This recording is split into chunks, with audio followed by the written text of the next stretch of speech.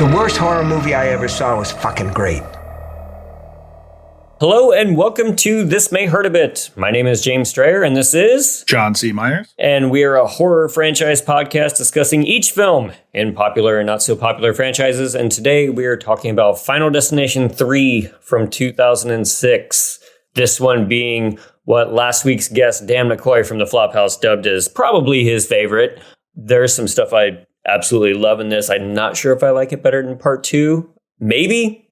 Yeah. I'm not sure. What do you think? It's a tough call because I missed the bombast of 2. Yes. 2 just went, hey, anything like remotely meaningful about any of this? Mm-hmm. No, we're going to bisect a guy with sure. wire. Like this one, it goes back to more of like, hey, how would it feel to have this? Like it's a much more smaller, more intimate story about Wendy Christensen, played very well by Mary Elizabeth Winstead. I was surprised. Yeah. But yeah, it's also they got rid of this. They saw the second one because James Wong and Glenn Morgan, the writers of the first one, are back. Mm-hmm. Jeffrey Riddick, who made up the whole thing up, he's gone. He's left to go do other things. But they went, hey, the second one wasn't full of just hot teenagers dying. We got to remedy that. Yes, we got to get nothing but young people. Yep. Getting mauled. Right. Yeah. And I think that does lend to the intimacy that you were talking about. Like these people are just, at least they go to school together.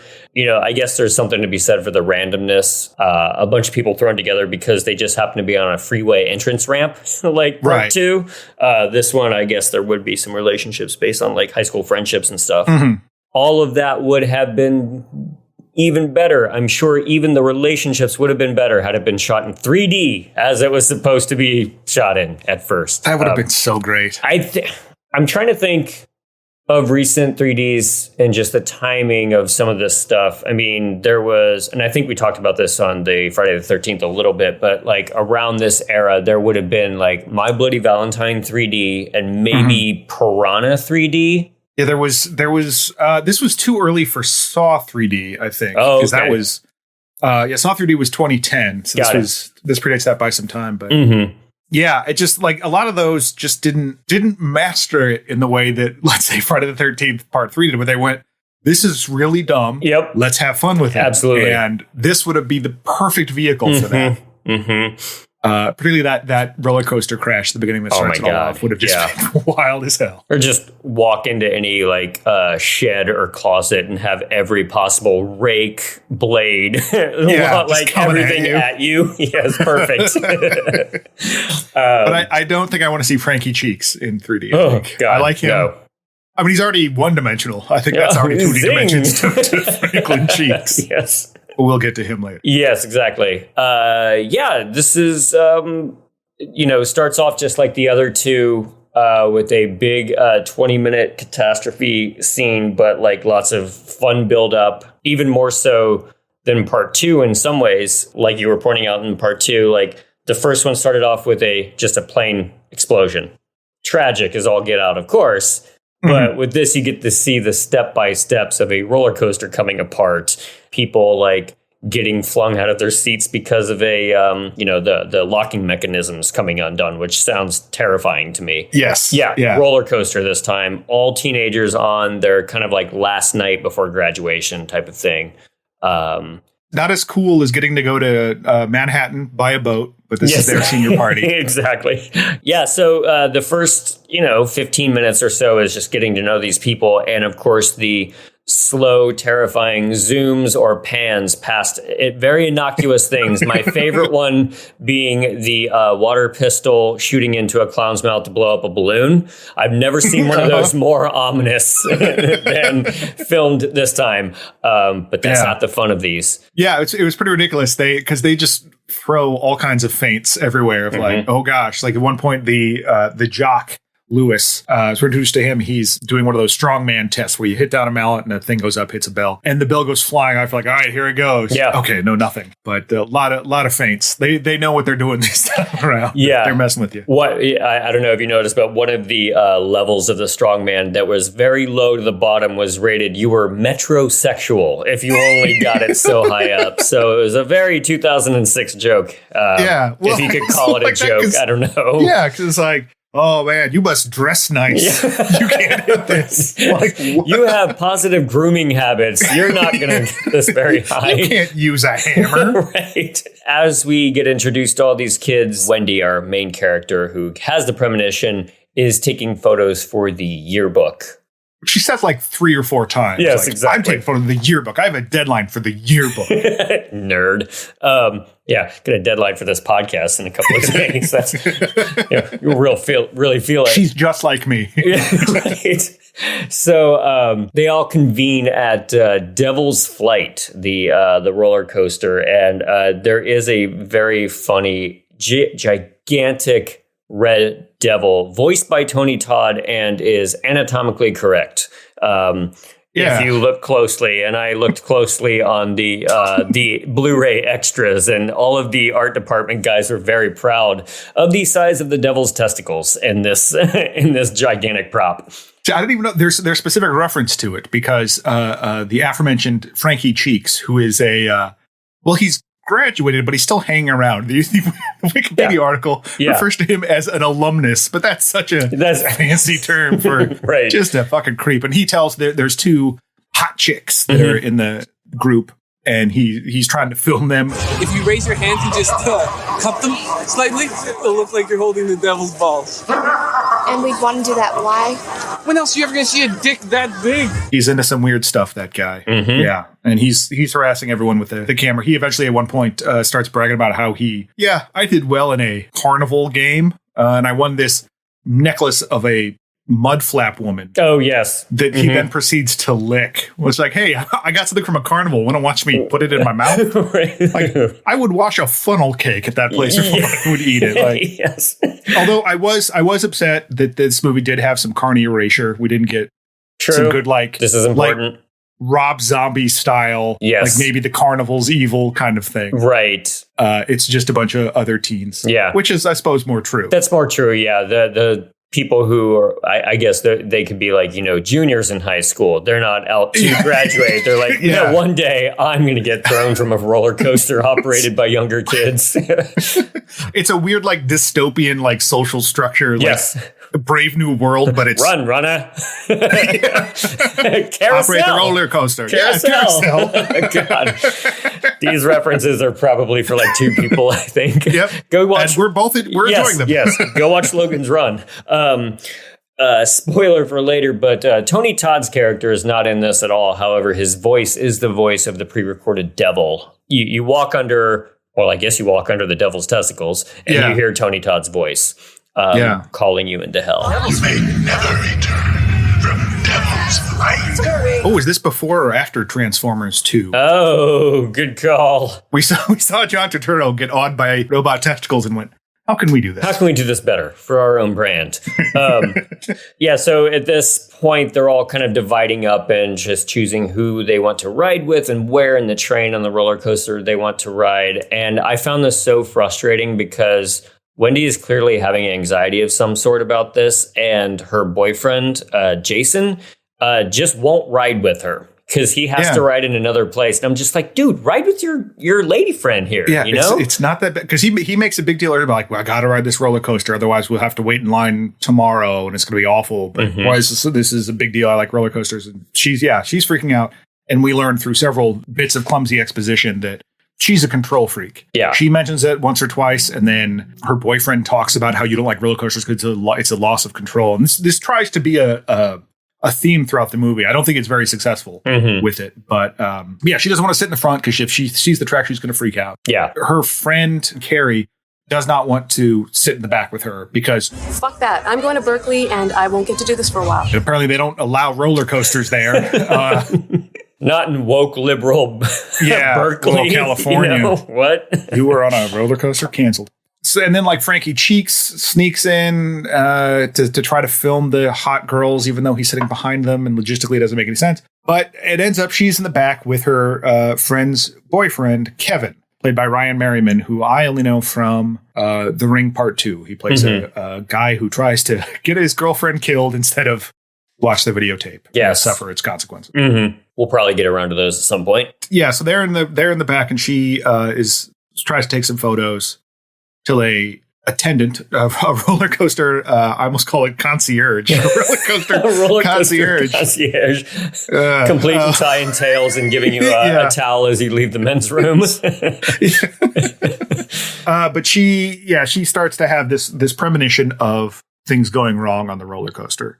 And this is great. And they built they couldn't make the roller coaster. They couldn't find the roller coaster that existed in the script because it's completely absurd with just like giant corkscrews and the huge loop-de-loop that just doesn't exist. Like I think they just got on that like roller coaster tycoon game and made something there. Sure enough, things go wrong because as James mentioned, the hydraulics start screwing up, wheels start falling off.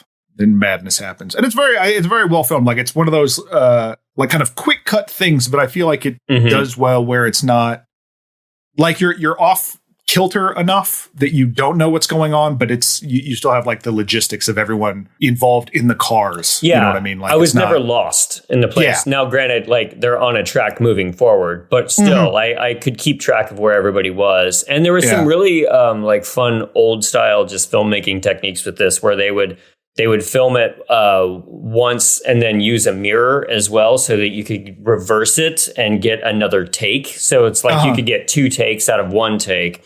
They did a ton of stuff like that because even I think they filmed the kids on the roller coaster for 3 nights in a row. And just the first night they had to ride the roller coaster 22 times, which like I get a headache after 1. Let alone 22. I mean, I don't think I've ridden a roller coaster in at least 15 years. Yeah.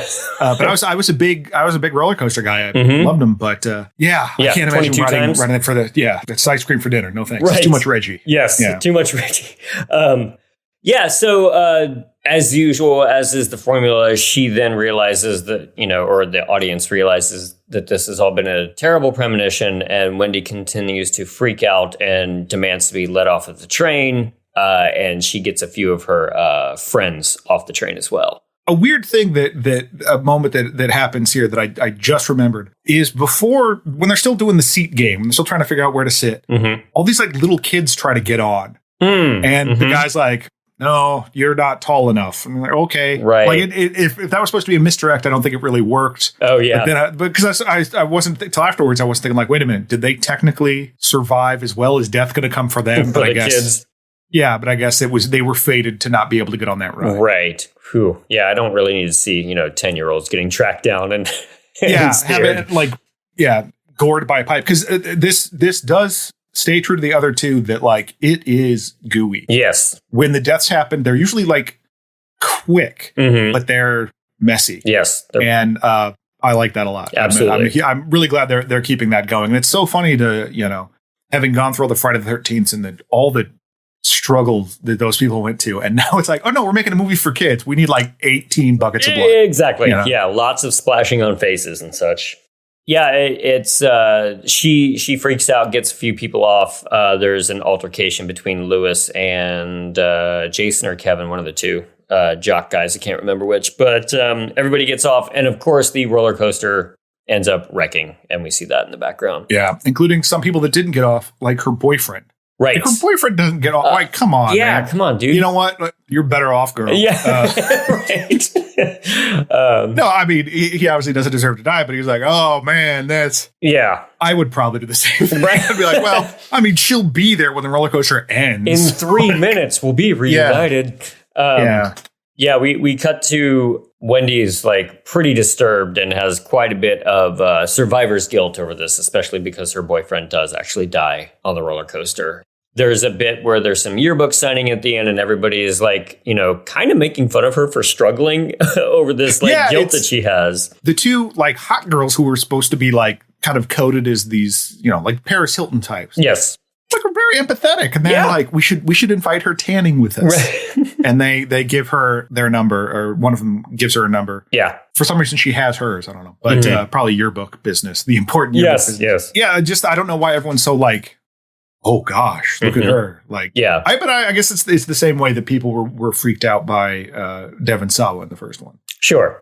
Because they know that she freaked out, and and she lives with that guilt of knowing and. All that. Yeah, I do like that as much as I enjoyed the bombast of 2 and was kind of super excited for more of that. I recall I did like that about Miss Luton in the first one, the kind of survivor's guilt thing. And I like that they kind of play with that a little bit. In fact, there's a scene pretty soon after this where Wendy is home with her sister, Julie. It took me forever to figure out this actress. And she's in Silicon Valley.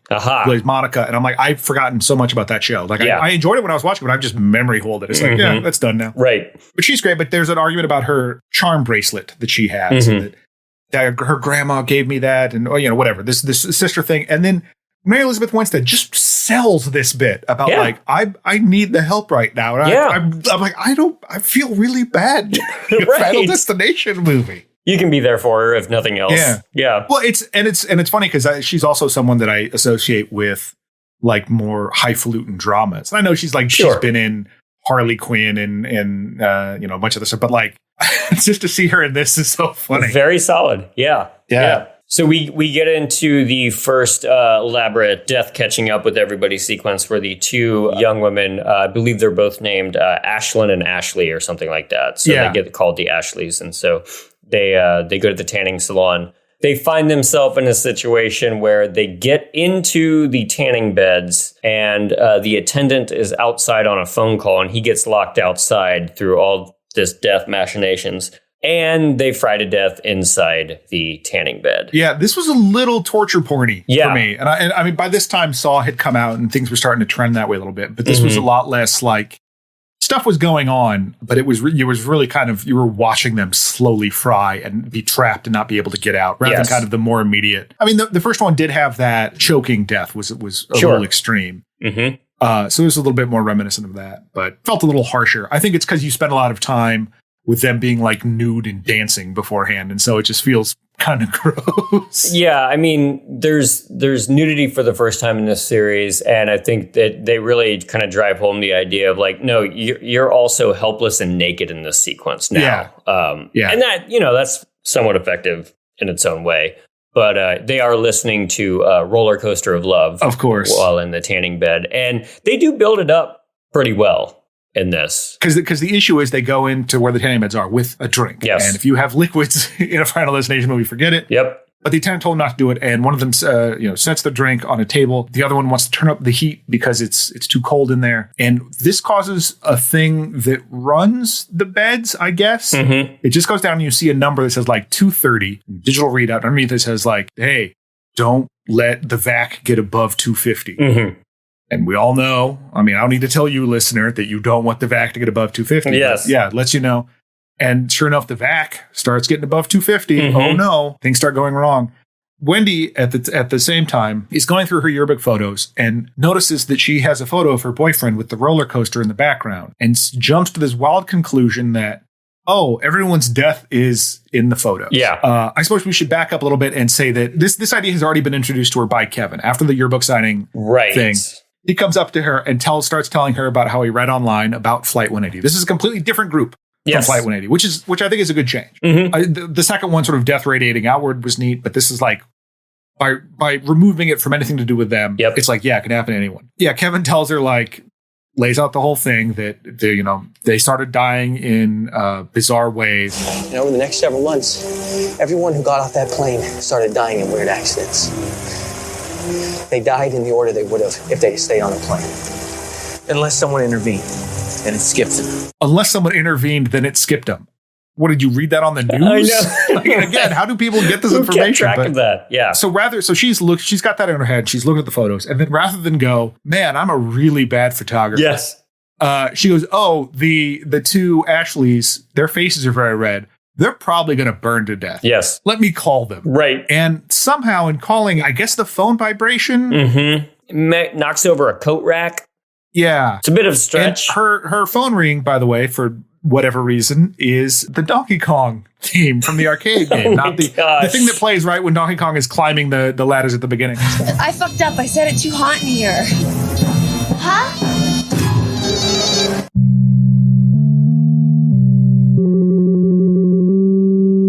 I think they're like, no, it's that spooky like death. It's Alfred Hitchcock song, right? No, it's Donkey Kong. But yeah, so they get trapped, burned alive. But it ends with a great shot of their They're tanning beds side by side. The camera pans up and they become graves. Yes. Side by side. Oh, it's beautiful. It's a great crossfade, to the next sequence, which is their graves. And I did think of you as an editor at that point. I was like, John better appreciate this. I would be so excited if I pulled that off. I'd be like, oh my God. That's so great. Yeah. One last thing about this scene. There's a stunt woman who filled in for the actresses playing the Ashleys to get burned alive. And it's another one of those like fire stunts that I'm just like, I'm forever in awe of stunt people in this. But she was just literally laying in a tanning bed covered with this like gooey fluid. And she's just like, yeah, you can set me on fire for a good 26 seconds. Oh my God. And it just shows her inside the tanning bed. And she takes it as long as she can and just yells, put it out. And then people like spray her down with a fire extinguisher. And like, that's her job.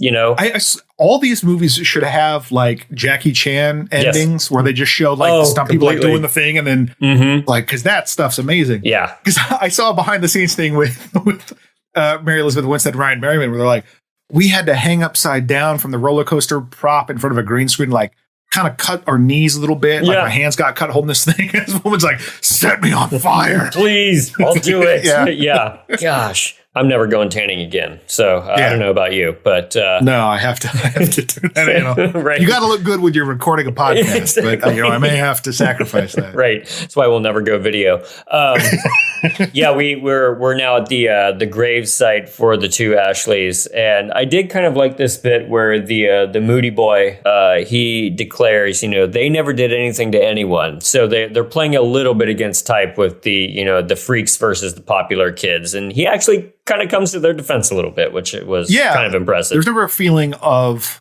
as in some of the Friday the 13th movies, like, why are these people even hanging out together? Yeah. Because in the first one, or like in the build up to this, there was a lot of discussions, but it kind of seemed like they were all just kind of tangentially related. But then as this stuff, around the way they interacted with each other, it just seemed like, they know each other. No manufactured drama. But it's kind of funny also, because thinking about the early 2000s and how wild everyone was about patriotism and you know, not showing violence and stuff like that after in the wake of 9/11, to have him in this speech. Yeah. Charlie Manson made it to 70. Osama, let's go, still kicking. Pimps, vice presidents walking around, all the atrocities. We crossed that Rubicon by this point. But that guy, that actor, Chris Lemche, I don't know if I'm saying it correctly. He's in, speaking of other franchises, he's in Ginger Snaps as well. And I liked him a lot in that. And he's great in that. He's one of those like sardonic characters that's trapped in the nether realm between Kevin Smith and Joss Whedon, like that. They haven't really caught like full nerdy yet, but it's, Wendy's now kneeling at Jason's grave, her boyfriend's grave, and just like kind of visiting it for a second. And she talks about how there's a fear all around her. And at this point, Death decides to just blow some wind on some trees and be all ominous and float around. You don't see him, obviously, or it or whatever. They're setting up this ominous shot that is pretty effective. And then I don't know why I laughed so hard at this, but it's the funniest thing. She hands Kevin a printed photograph of Abraham Lincoln. Now, why? Like, I don't know why I thought it was so funny, but I was just like, that is the last image I expected in this film. Well, because she acts like she's discovered something. Yeah. And she's like, you know, I thought about what you said and I was looking at it and it's a photo of Abe Lincoln. And it was the absolute laugh. Like, it could have been Donald Duck. And I would have been like, that makes way more sense. Can you imagine if it was Abe Lincoln? Right. It just seemed like such a non sequitur. However, she has some sort of ridiculous belief system in like a crack in the lens showed a defection in the printed photograph of Abe Lincoln at that point. Yeah, like right where he got shot in the head. And here's a photo of some other accident.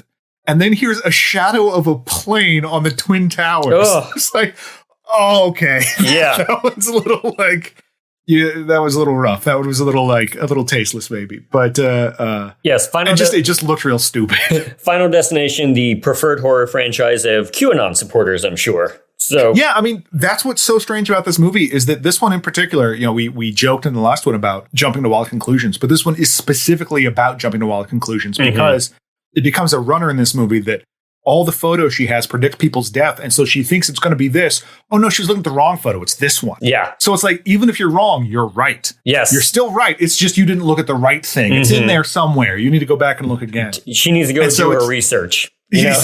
Yeah. Research it out. Yeah. But yeah, it's a little disconcerting in this day and age to just watch someone be like, no, I fully believe this. I'm going to go whole hog into it, and there's going to be no bad repercussions for me. Yep. Maybe the people around me. Right. But I'll be fine. Yeah, so the photographs themselves become all the harbingers of death in this film. It's got a death curse. Yeah, exactly. Exactly. Yes, everybody's got a death curse, literally.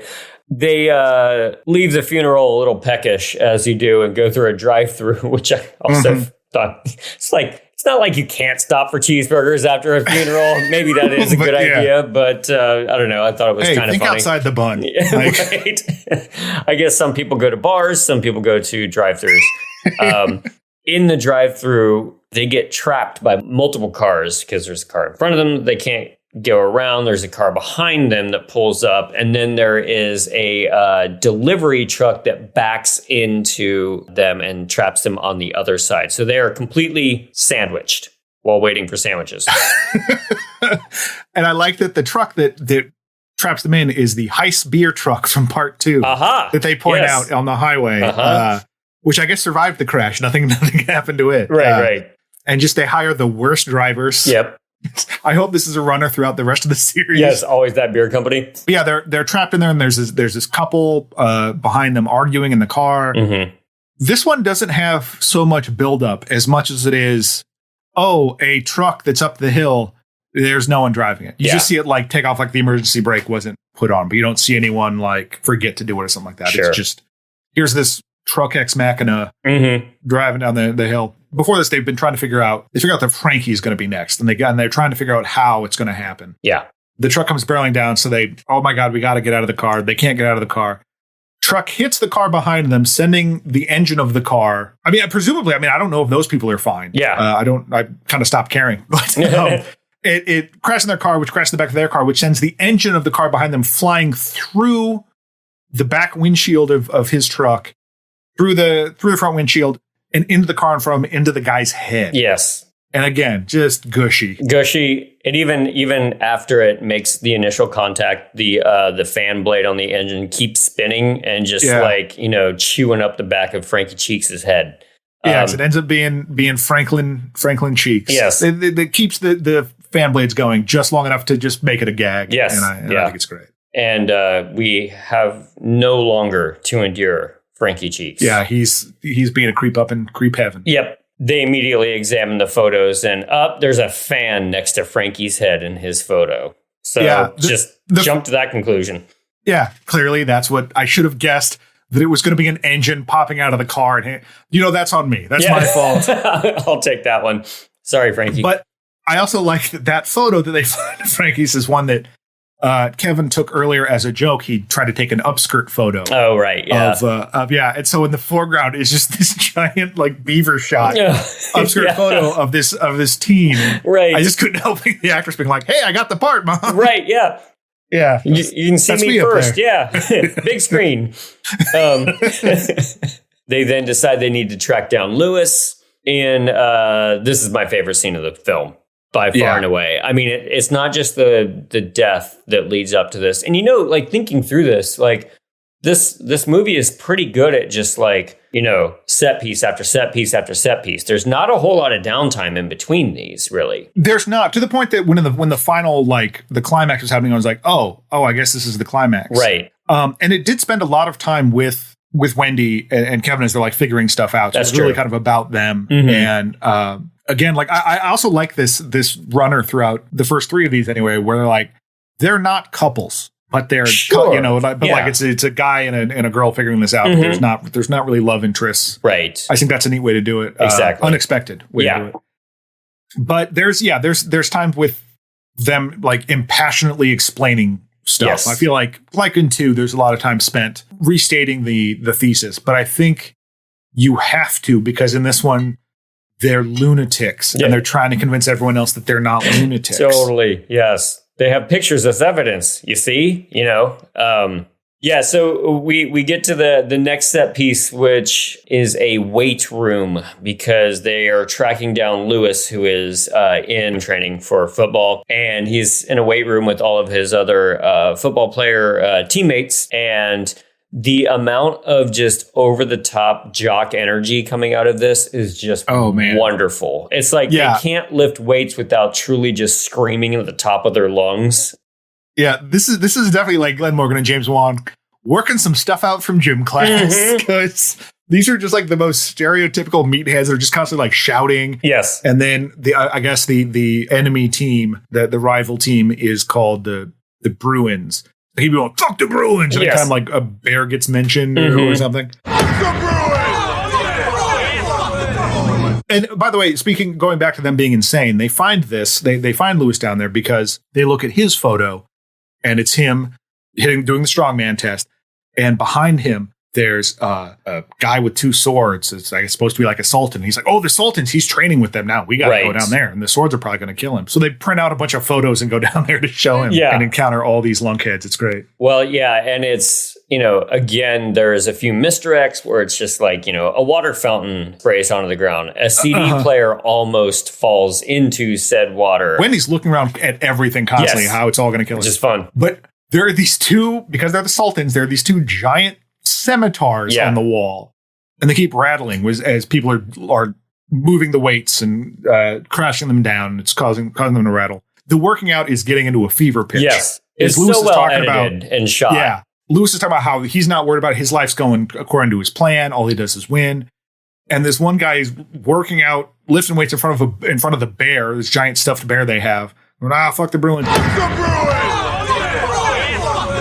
And he knocks off a bear's claw, which goes flying across the room, hits another guy in the face who drops his weight, and that weight causes the scimitars to come unmoored and swing down, not hitting Lewis, but cutting the cables of the machine Lewis was using. Yes. Oh, that was close. But then I guess the cables were holding into place something that does not make a lick of sense to me, but it's not like I run around weight rooms too much.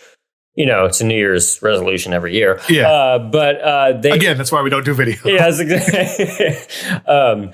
These two giant pieces of the machine just come down and just smash his head like a watermelon. And it's great. It's so perfect. But again, like it's just like what you were saying, like the editing of this is so perfect, where it's just the working out is just hitting this total fever pitch, and it builds to this crescendo of his head getting exploded by the weight machine. And it's done with such comedic timing. Like they know it's like, this is a horror, but it's also just, it's supposed to be fun. It's so funny.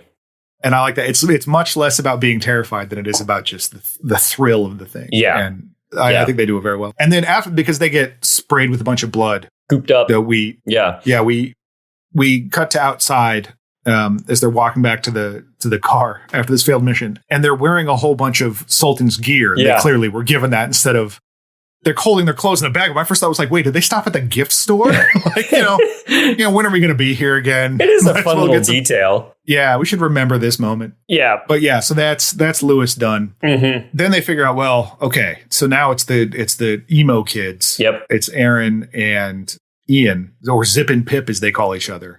Ugh. And we got to go. We have to go spread our madness at them now.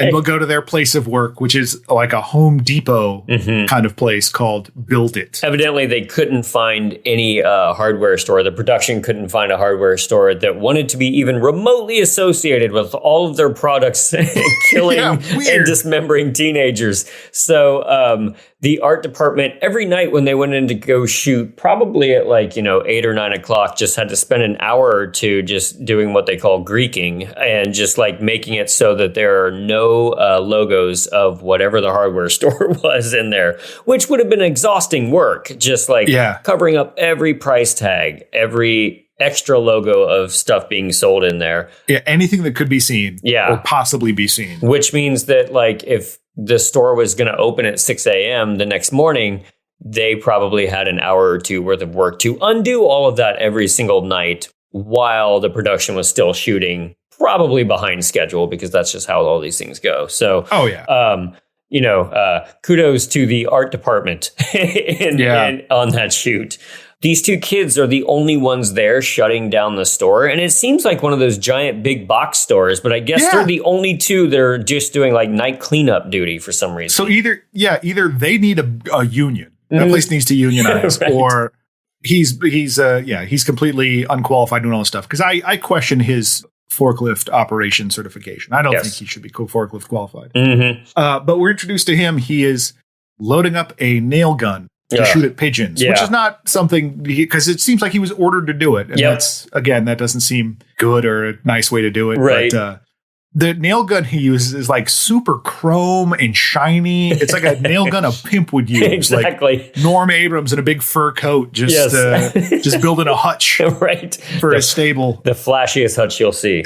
You know, I can't decide if they were trying to call these two kids emo kids or goth kids or what, but, you know, I'd have to look at their playlist. But considering it's 2006, you know, it's probably, I think it's fair to call they're like the deep, intelligent emo kids. And they...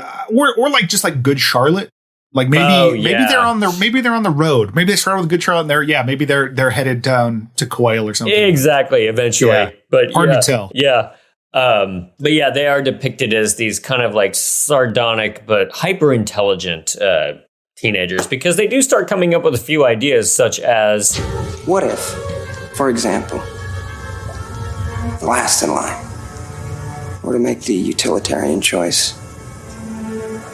Kill themselves. I think is kind of funny in a thought experiment sort of way. Yeah, I never considered it, but he's absolutely right. Because he's like, why doesn't the last person save 5 lives? Yeah. Because it would skip all them and just, you know. And it just has one cut to Wendy like, I can't do that. You know? Like, think harder. No bad ideas except that one. Get out the old whiteboard. Just put a pin in that. I bet we could do better. We could do better. Put a nail in that. So... Of course, everything they walk by in the hardware store is just a wooden stake. It's nails, it's chains, it's everything that you could possibly do. And definitely the writers and the producers said they would just walk around hardware stores for 3 hours at a clip, just like taking mental note of all the things that might be able to kill you in a store like that. Yeah, because they're putting away they have a cart full of stuff that customers have left behind. And they're restocking stuff as Wendy is spouting her madness. And it's great because like these things keep happening, and then they just sort of casually clean it up. Yes, like he knocks over a bunch of nails, and Aaron just goes over with a magnet and just cleans them up. It's pretty funny actually. Like it's just kind of tossed off joke that works. Yeah, it's a great way to do more sort of misdirects in a way that I feel like we haven't seen yet. It's not just like, what about this? No, it's just them casually just being like, no, it's not that. We're moving on, and that kind of equals Ian's whole spiel at this point, because he's just trying to do that like super cool, like, you know, death happens all the time, you know, and so I think their actions here do kind of mirror his very relaxed view. Very sang-froid. Yes, he knows that his time could come at any time, and just a few moments later, yes, death comes for Aaron. Well, this is amazing because the picture they're going off of in this one is they were at some carnival booth that involved shooting something. So the picture is her, like they're both kind of blocking their faces. They don't want to be in a yearbook photo. And they're underneath a banner made up of chevrons that have individual letters on them to spell out skills. The first S is gone, so it just says kills. Yeah. And in the photo, he's holding a gun to her head. Right. And they're like, how could this happen? Yeah. How are they going to die? Yes. No way to know. Right. But sure enough, she figures out that it's these stakes. There's some wild machinations. I didn't fully track this one where another forklift like gets turned on and starts knocking other stuff over. Yeah. And then it hits the shelf and all these stakes start falling over, wooden stakes, not like porterhouses. Yeah. They get him out of the way, so it skips him. But in doing so, knocks Aaron back. She falls against a different shelf where the nail gun was, and it fires like 8 nails into her face. Into the back. From the back. From the back. It's a pretty impressive just like little setup, because she puts her hand in front of her face, and then some of the nails go through not just the back of her head, but out the front of her face and into her hand. Yeah. Just a cruel way to go for a character that we've had like 3 lines of dialogue from, and who seems very nice. Exactly. Yes. But yeah, they take it out on her. So she's gone, and boy, all of Ian's coolness about death really just goes right out the window. Right away. Confronted with harsh realities. Yeah. So since Death has skipped Ian, it's just now down to the two of them. It's down to Wendy and Kevin. Or so we thought.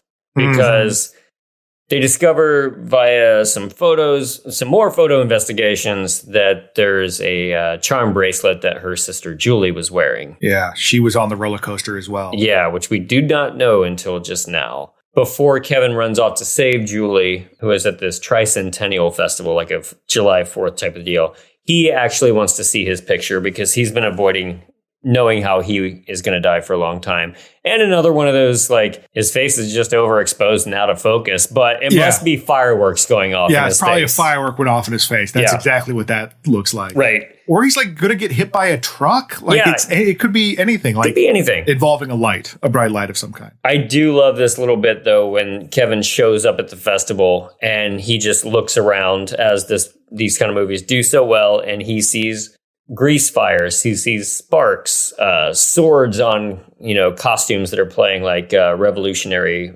soldier type of people, giant bells as well. And then it ends with Ben Franklin holding up a kite with a key, doing that whole old scene. And Ben Franklin says, "Now, let us hope for some lightning." Fuck you, Ben Franklin. It worked on me. I thought that was really cute. Yeah, it worked. This movie has a very interesting opinion about America and America's history. America's history. That soon after 9/11. We got the Abe Lincoln thing. We got fucking Ben Franklin. I'm for it. It's great. Yeah. But it is funny because, he does see all these things, but I think they tamp that down from 2, where it's 2, it would have been like a clumsy waiter holding a whole bunch of plates like full of like flaming nails or something. And like it would have been like just way more ridiculous. And I kind of miss that. I think that I think in part 2 it was like somebody like trying to carry a water bottle, like a giant like office water bottle or something. Yeah. And he was just dropping it all over the place.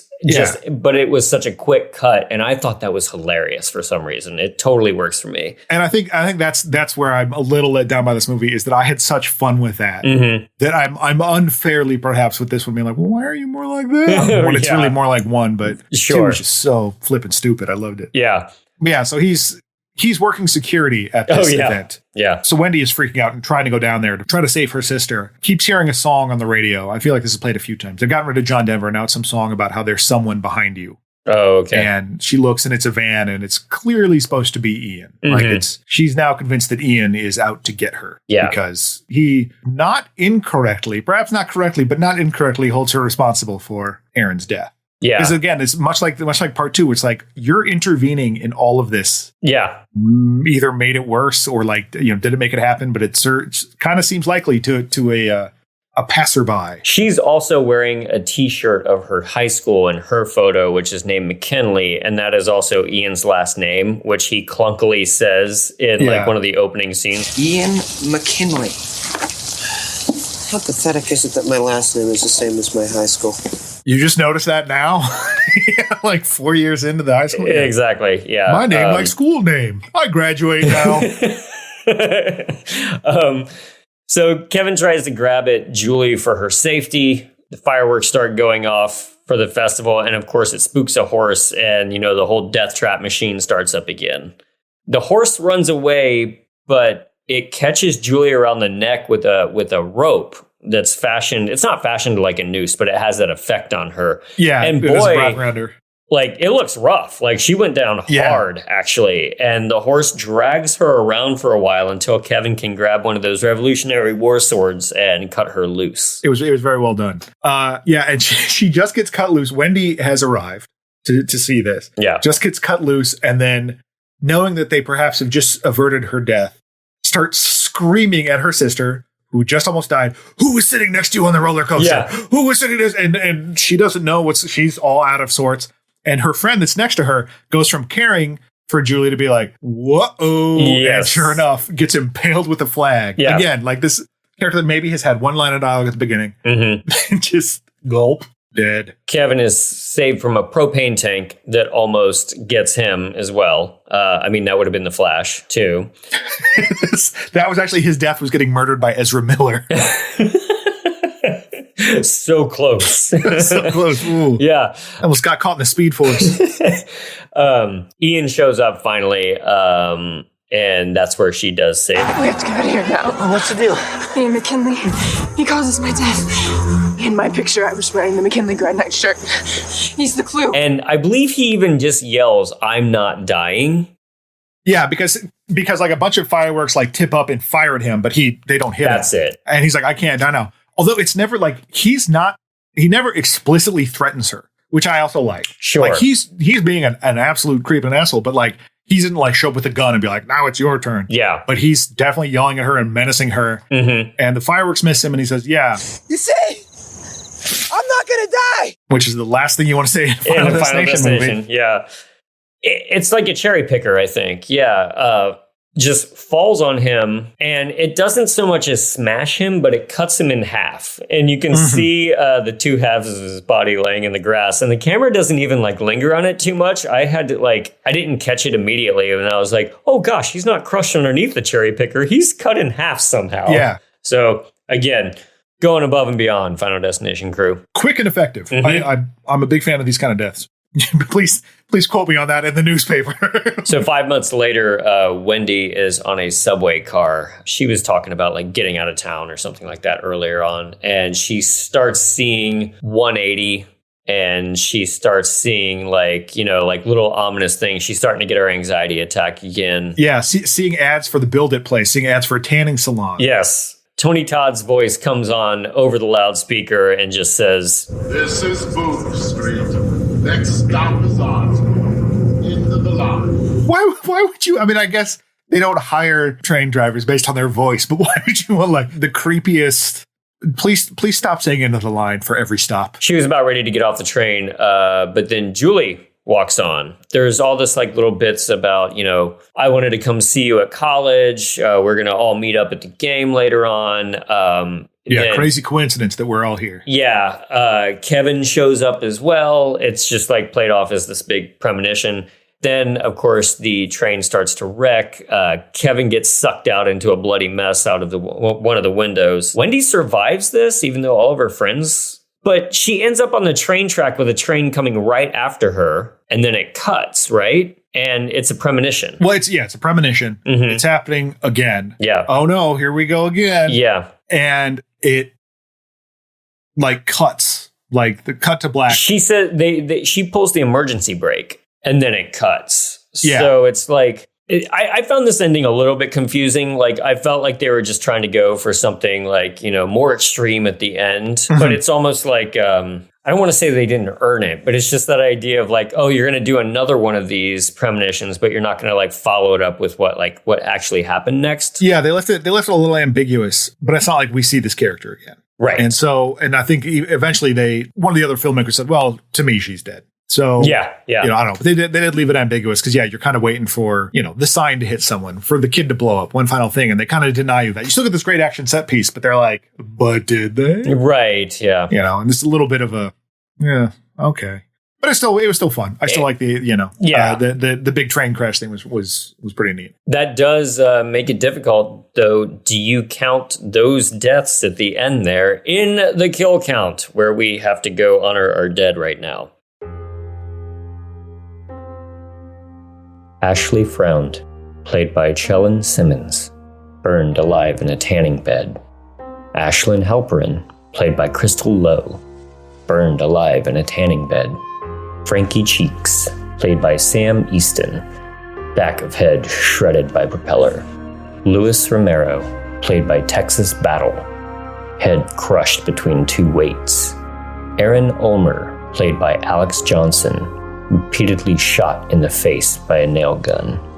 Perry Malinowski, played by Maggie Ma, impaled by flagpole. Ian McKinley, played by Chris Lemche, crushed by a falling cherry picker. I'll be honest, I did not count them. Yeah, I was going to say, I did not listen to a word you said in that, but I'm going to assume you did not mention it because we don't know if they died or not. Yeah, exactly. And, I don't think that you can really count those in the Final Destination deaths. Because it's not official. Unless you're gooey, it doesn't count. There you go. Yeah. But yeah, that's Final Destination Part 3. I thought it was a lot of fun. It's still good. It's still good. I still like 2 is the high point for me. This is a lot more like if I was just coming into this series, like I don't know nothing about it. Yeah. I'm walking to this one, I would have had a lot of fun. Totally. It's certainly my criticisms of it are more based on how much I enjoyed 2. Sure. Rather than like this of its own. But it still holds up. And that's what springs to mind when you watch these things back to back to back. But it's also nice that they're not trying to like reinvent the wheel. Mm-hmm. They're like, hey, what if we did, let's bring it back to teens. Okay, but we're still gonna have just grisly deaths and we're gonna have people jump. I thought the magic camera thing was real dumb. I did not enjoy that. Yeah. I mean, let alone just the QAnon stuff from now. Right. But it is just like more jumping to wild conclusions. And I thought the second one maybe handled that a little bit better. But I understand wanting to add a new element to it. So it didn't fully work, but it got the job done. And it's really, I'm just there to see the ridiculous kills in that. And it delivered. That was good. Absolutely delivered. Which I think is another nice thing about not having a character, not having a Jason, so to speak. But it's like, we're not tied down by like what this thing or person is doing or, how they move from place to place. No, it's just death. So we can just do whatever and kind of have fun with it. What would be a cool idea to have this person die? What if we did this? Okay, let's reverse engineer that to figure out how we can make that happen. Yeah, and that means that you don't get bogged down by a lot of lore too about a character. It just becomes, I mean, I don't think that there has been much lore in this. There hasn't been really any rules except for like the order in which you die in the premonitions. It's mainly like people go to Tony Todd and Tony Todd tells them what's up. Yeah. But like, they kind of eschewed some of that and focus more on like other people going, you're an idiot. Yep. Stop telling me this and then dying. Totally. I mean, that's there for all of them, but I thought this one was a little bit more focused on that. While I like Tony Todd's appearance in this, I'm not sad that Bloodworth wasn't here yet again to tell me the same stuff. Because there's also no reason anyone would know them. The only reason they saw him in 2 was because Ali Larder was still around. Right. And there'd be like, oh, who probably knows about this? A mortician in New York somewhere. We should go search him out. Yeah, I wonder if he comes back for part 4 or 5. Yeah, I don't know. All right, well, that's it. That's Final Destination Part 3. Hope you are watching along with us. We've only got 2 more in this series. John and I were talking earlier, like it was kind of wild to go through 12 Friday the 13th movies at first. And now there's 5 Phantasms and 5 Final Destinations. So, and even Phantasm, I'm like, man, that seems like a long thing. Because these are just like, we're already on part 4. Yeah. Wait, what? Because they're all kind of, the first 3 are the same movie. More totally. Just flying by. Mm-hmm. You can find us on Twitter at This May Hurt a Bit Pod, and you can find us on Instagram, which we're probably a little bit more active on at Hurt a Bit. There's a lot of fun videos that John puts together for sections of the podcast there. So check those out and share them with your friends and stuff. Yeah, drop us a line, say hi, tell us what you think of the movies, what your favorite kill is, if you've ever been stalked by death. Or maimed on a roller coaster or something like that. And if you have any ideas about what franchise you'd like us to cover next, I'm not sure what we're going to jump into next, but we are kind of looking towards next year a little bit already. Maybe another one of the big ones eventually, like Nightmare or something like that. But got plenty of time to plan that. Let us know what you think. All right. Thanks for joining us. All right. Good night. This has been a Two Penguins media production. It was produced by James Strayer and edited by John C. Myers. Logo by Ethan Kimberling and music by Michael Arthur Holloway, who you can find on Bandcamp. Follow us on Instagram at This May Hurt a Bit Pod and on Twitter at Hurt a Bit. Email us at thismayhurtabit@gmail.com. And if you are so inclined, rate and review us on your favorite podcast app, and we'll see you next time.